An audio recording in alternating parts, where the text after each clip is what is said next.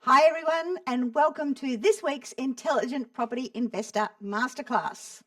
Look, if you're listening to me on any one of the podcast forums where you can't see my slides, really want you to go across to my website at some stage and have a good look, because there's a lot of charts there that I think you can get a lot of benefit out of. And obviously my website is iloverealestate.tv, or you can have a look at my YouTube channel. Now, I love your comments coming through. If you're seeing this on a replay, maybe on Facebook or something like that, give me some thumbs up, give me some hearts, give me some comments about what you'd like me to cover, because I like to do these for you so that it benefits you. You can get a better result out of your decisions because you're making it across some better data. So let's have a look at what we're going to be covering this week. So first up, it's time to be brave while everybody else is fearful. Now, this is a unique period of time right now, and I want to explain why the data is showing we actually need to get cracking. Why the Australian job market is still, leading the world, and why we can't find tradies for love nor money.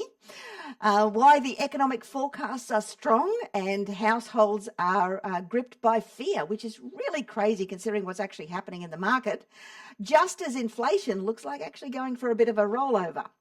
And how the latest census data solves the puzzle of the rental market. But it's also telling us that the rental crisis will be here for a long time to come. So let's get into the data. First up, I want to talk about the jobs market. So Aussie jobs market tops the world. Basically, we've got jobs storming ahead, vacancies are very, very tight, and firms are having trouble securing workers.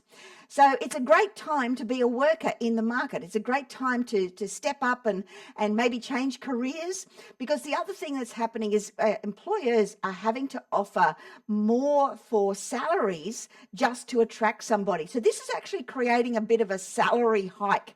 Obviously, we're seeing a lot of strikes and things like that in some industries where, they're wanting a pay rise and an increase. And we've seen some of that. We're going to see more of it. But there's also another kind of sneaky increase that's happening, which is quite good, because we haven't had wage growth for so long.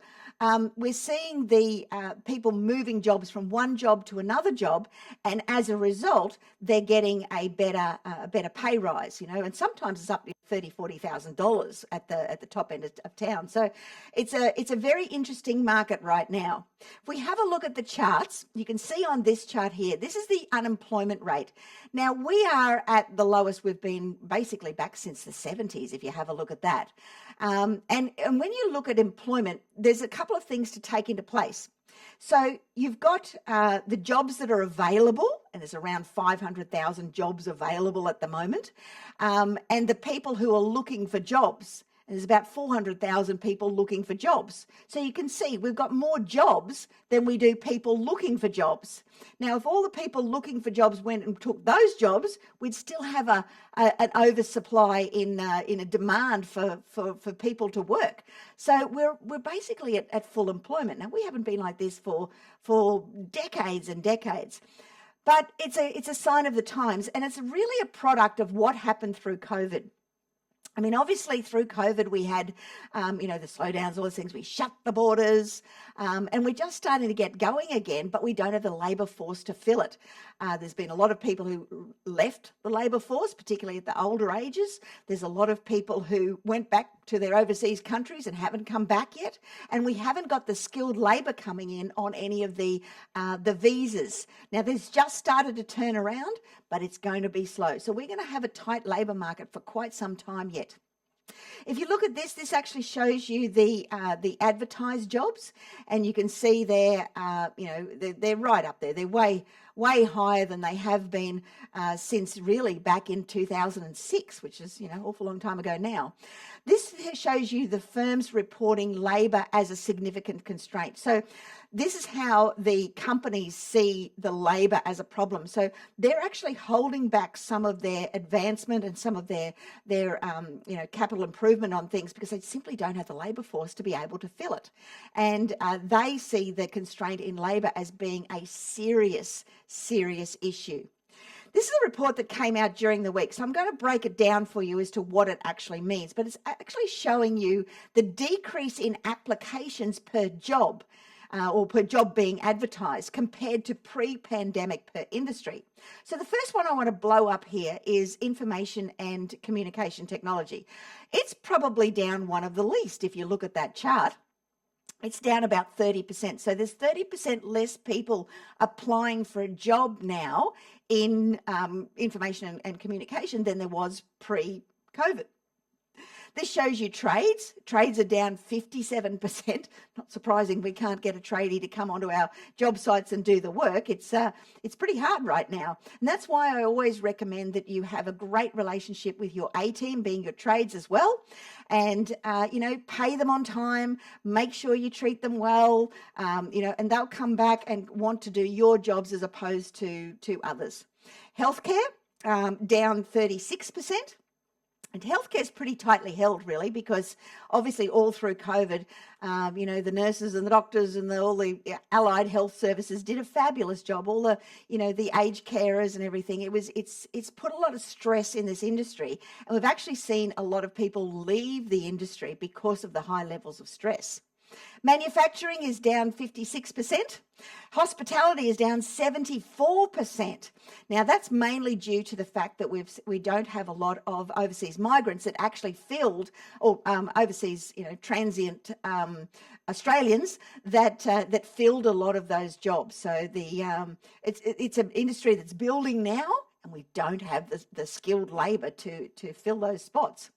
So it's a trend right across the board, and we haven't even opened the borders yet to overseas migration. When we do, we are going to have an even more exacerbated shortage of housing and shortage of rentals, and that's going to play out in pricing. We are going to see pricing increase because of this greater demand. But we need it. We haven't got the labour force to actually keep the ball rolling here at home. We need to bring them in, and we need to house them. So that's going to add added pressure to what is already a very tight housing market and housing prices. This chart here shows you the net overseas migration per quarter. It started to pick up just ever so slightly, and that is mainly for the arrivals of 457 visas and the like, so visa arrivals as opposed to permanent overseas migration. It hasn't even started yet. Now, we're going to get up to somewhere around 200,000, 300, 400, maybe even 1,000 people a year. And in a housing shortage that we're already 163 houses undersupplied as we sit here today, it's going to have a massive upward pressure on pricing. This is an article recently in the Fin Review, and it says skilled workers visa backlog tops 16,000 applications. So not only are we needing more people, the bureaucrats in the country are holding up all of the applications. So perhaps they need to get a bit of a wriggle on there. This shows you how wages have been down for so long, and that's the wage index there in the green line. Obviously, the ups and downs is it averages out in the green line, and you can see there that in real wage terms, we have been going down for some time. So it is time for wages to increase, and all the action that we're seeing and all of the demand for more labour will create a lot more increase in wages, which is needed. So why is everybody so glum? Look at that poor girl, doesn't she look glum? And it's really about consumer confidence.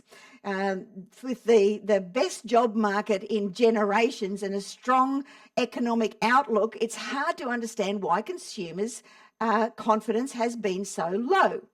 And especially since inflation looks to be actually rolling over. Well, I've got some theories on this. And one of the theories is it's mainstream media. They are having a lovely old time with sensationalism of inflation and interest rates and cost of living. Well, let me tell you that inflation over the years, if you go back in history, every time we have had a period of high inflation, we have had property prices rise. Every time we have had a period of high interest rate hikes, property prices have risen. So it's actually a crisis of confidence that we're going through, not a real crisis. The economy's doing great. Unemployment's virtually zero. We've got our jobs market. People want to come here. We've got growth happening. Everything's doing well. It's just that the media is scaring the living daylights out of people. And that has meant that we've stopped spending. If you have a look at this chart here, this is a chart put out by Westpac and talks about consumer sentiment. And you can see there, we are nearly as low as we were when COVID was first announced and then the second big lockdown. That's how glum we are. I think everybody's, wanting a holiday and is sick of the pressure that we've gone through over the last couple of years, and perhaps that's exacerbating things. But really, I think it's a media hype that's doing this to us, and it's hurting the economy in the big scheme of things.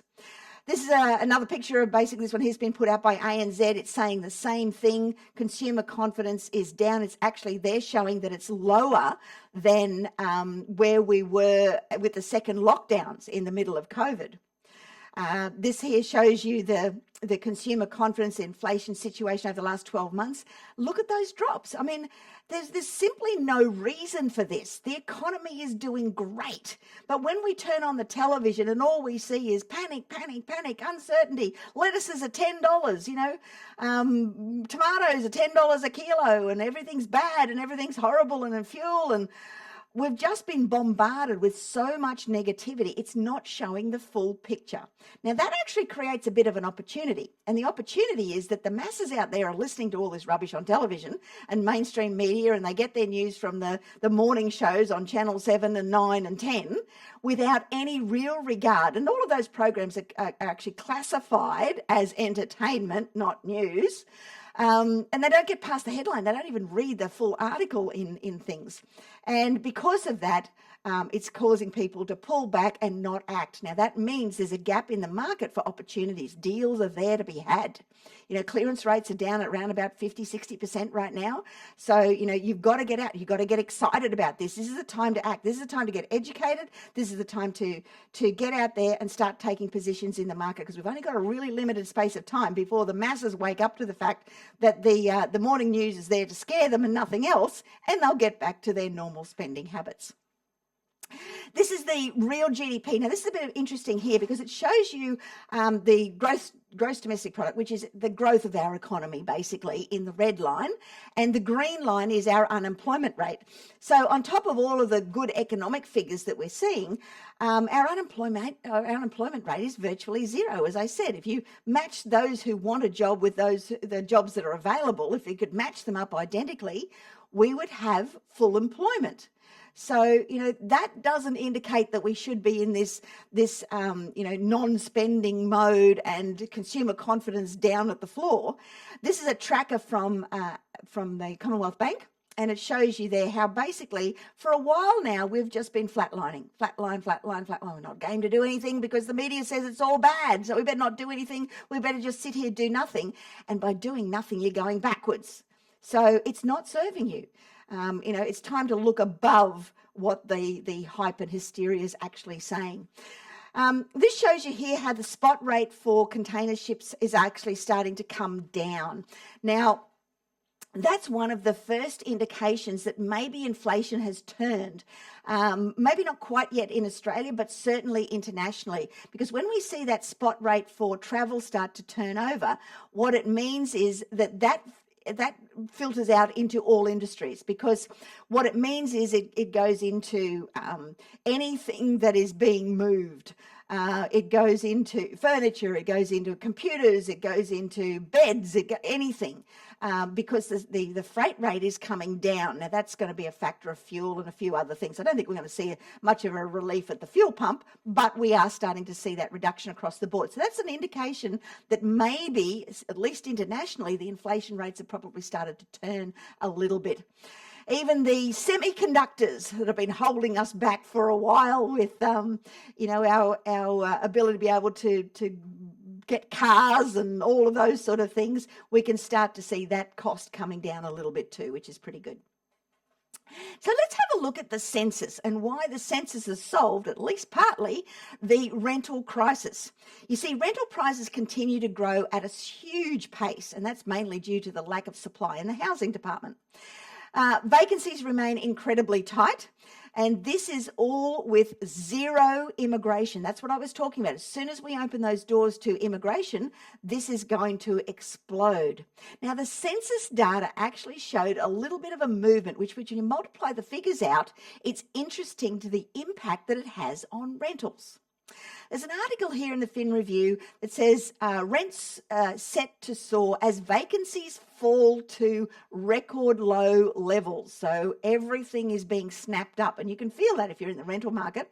I know from an investor market, I don't have properties that are sitting vacant for any length of time. I've got waiting lists to get into my properties. Rental crisis deepens as vacancy rates slump. All the headings go on. And here are the real numbers. You can see it there in the chart. These are the numbers of rental vacancies, and we've dropped right back to where we were in the depth of GFC before we started to climb our way out of that in 2010. So you can see there where they are, much, much lower than they've been before, and that's what's playing out in the market. When we look as a percentage, it's the same story, except it's even more exacerbated as a percentage of the overall market. This looks more like a heartbeat than anything else, but what it shows is the new listings coming on the market. And you can see there were obviously different types of year, particularly around Christmas time, that there's not much movement, and that's why it looks like a heartbeat. But we've been up and down, not a huge amount of difference there, but our demand is so much greater. And, you can look at where we are there from total listings on the top.